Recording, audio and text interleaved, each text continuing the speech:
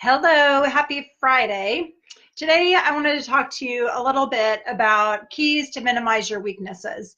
And I was talking to a client today about he was doing a 360 review for a team member and was struggling with thinking about her weaknesses and what to say on that, because sometimes it's difficult to give people feedback on their weaknesses.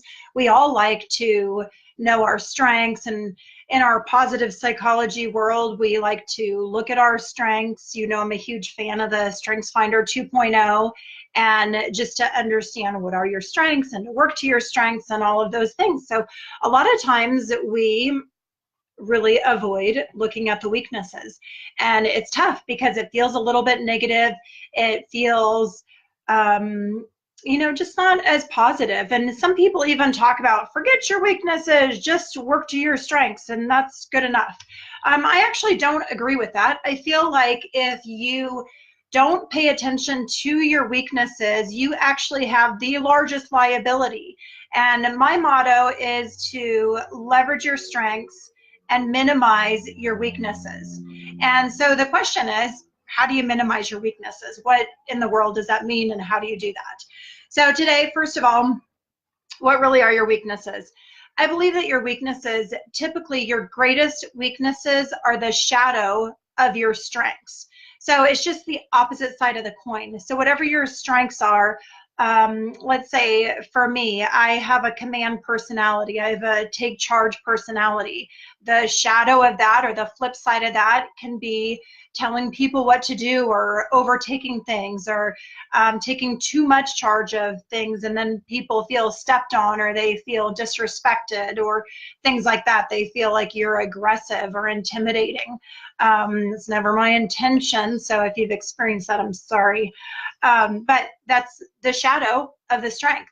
Another one, maybe you're really detail oriented, and that's the strength, and it's amazing. You're able to consume a lot of information, and you're able to understand it, and you're very good at details. The shadow of that can be analysis of paralysis, where you really get stuck in gathering too much information, or it has to be perfect before you can get it out, and then you never get it out. So that is the shadow of the detail. Or maybe you're just like a really loving and supportive and kind and compassionate person, which can be really great. But the shadow of that can be that you get squishy in giving feedback, or you have a tough time with conflict and telling the truth and saying hard things that need to be said. And so instead you're kind of evasive and passive about it, and then therefore there's misunderstandings that happen. Or I'll give you one more. Maybe you're, this is one of mine, you're an activating profile. The great thing about it is you get things done and move things forward. The shadow of that is sometimes you move before everything is thought through, or you get things going and don't finish things, whatever. Every strength has a shadow, and your shadow is really important to pay attention to, because it's the opposite of your strength. And while we talk about working to your strength is so significant and so important. When you're working to your strengths, you feel great. You have energy, you have momentum, and it's easy. Work doesn't feel like work. It's just fun and enjoyable. So that's fantastic. So you want to work to your strengths, and we need to pay attention to the weaknesses. So the second question, why would I want to focus on that, is I believe our weaknesses are kind of our Achilles heel. There are things that you do on accident while you're doing your strength. These things accidentally show up because it's the opposite side of your strength. It's really easy to be, sorry, I have my notes over here. It's really easy to be blind to those weaknesses, because they come out of your strengths. So while you are in your strengths and you're feeling good about what you're doing, these things accidentally show up. So they're a little mysterious and cryptic to you because they're accidental, they're unintended. You didn't mean to be doing XYZ when that was someone else's experience. And so they experience the weakness and they feel hurt or they feel frustrated or whatever it is because they're experiencing your weakness when you were just trying to stand in your strengths. So it's really important to be aware of those things. And the other thing is we tend to be really loyal to our strengths because we enjoy working on our strengths and they feel good. When these weaknesses show up, it's really easy to get confused about, well, boy, I don't really know what to do about that. Because when that weakness shows up, we feel like we have to surrender the strength in order to get rid of the weakness. And that's not true. Coming out of the brilliance of the sun, the brilliance of your strengths, and standing in the shade to get rid of the weaknesses is not the answer. So what do you do about it? And becoming aware is very important. So let's go to the next question. The next question is, how do you figure out the weaknesses? What are worth your attention? And I love the question, like, what's getting in your way of operating at your highest level? So when you think about what you're up to and what you need to do, what's getting in your way?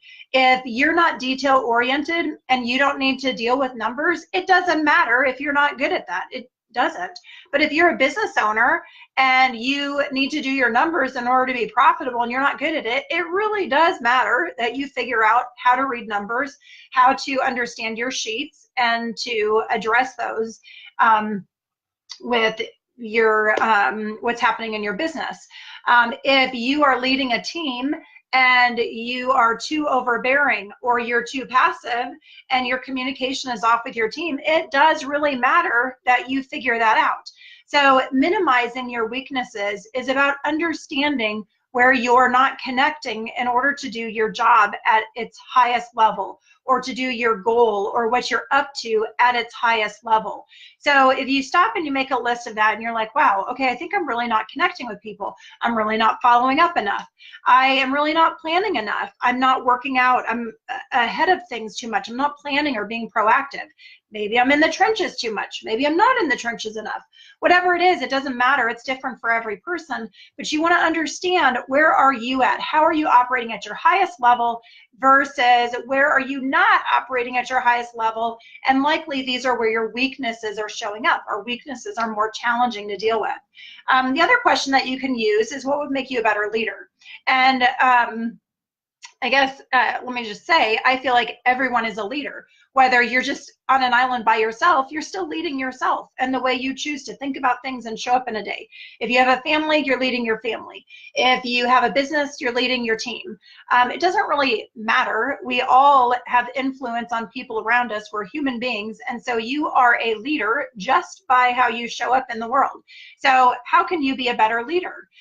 Think about those things. And so when we think about how can we be better, it helps us to think about our gaps, and our gaps oftentimes are weaknesses. So then that takes us to the fourth question. So what, now what are we going to do about that? So number one is self-awareness. The number one thing that takes a leader into the ditch and off from where they need to be is when they are lacking self-awareness. That's when your ego can hijack you. It's when you think you're on track and suddenly you're not and you don't know what happened. Self-awareness is critical. It really connects into our emotional intelligence, which is more important than your brain intelligence, because if you're lacking emotional intelligence, it's going to get you in a pickle. So self-awareness, number one. Self-awareness is what allows you to say, what are my strengths? What are my weaknesses? How are my strengths getting me in trouble? How am I maybe overusing a strength and then that weakness is showing up? So self-awareness, number one. Number two is to be intentional about designing activity. So for example, if I know that I tend to be a little bit more passive, and that because I'm really nice, I want people to like me, I want people to connect with me, and that is my strength in connecting with people. But my shadow is this need to be seen as, want people to like me, whatever, that piece, and I get kind of hooked in that and have a hard time giving feedback. Then I need to design intentional activity to make sure that I do the weakness side of the equation. So maybe I'll write my feedback down and make sure that I have that written out and go over it with somebody else who doesn't have that issue to go, am I being clear enough? Am I being direct enough? Am I saying this so that you'd understand what is the opportunity? And then if you write that down, Who cares? If you use cards to make sure that you communicate clearly, then do it. It is not advantageous to be a squishy communicator. You want to be clear. On the other hand, maybe you're too blunt of a communicator. You might also benefit from writing it down and then going ahead and editing out some of those words, or adding some words of softness and adding some words of compliment and things that people are doing right instead of just what they're doing wrong. Looking at, okay, hey, here's where we're winning, here's an opportunity to improve, and here's what I think that is going really well. Whatever it is, it doesn't matter. You want to take your strength, look at where the weakness is, and design intentional activity around making sure that you're doing what you need to do that is not so natural or easy. Don't think that you're going to do it just by going, oh, I'm not so good at giving direct feedback, I guess I'll work on that. That's ridiculous. You're not going to improve at giving direct feedback unless you physically do something to improve that. Read a book on it. Crucial Conversations is a fantastic book to learn about that. Like I said, write down what you plan to say, edit it, go over it with someone who has that strength, the opposite strength of you. Do intentional things to make sure that you are minimizing your weaknesses. Otherwise, they will accidentally show up because you didn't intend to do it in the first place. You intended just to show up in the awesome brilliance of your strengths, which is wonderful. And we just want to be aware of these weaknesses that can pop up so that we can lead effectively and in the most useful way. All right, I hope you have a great Friday.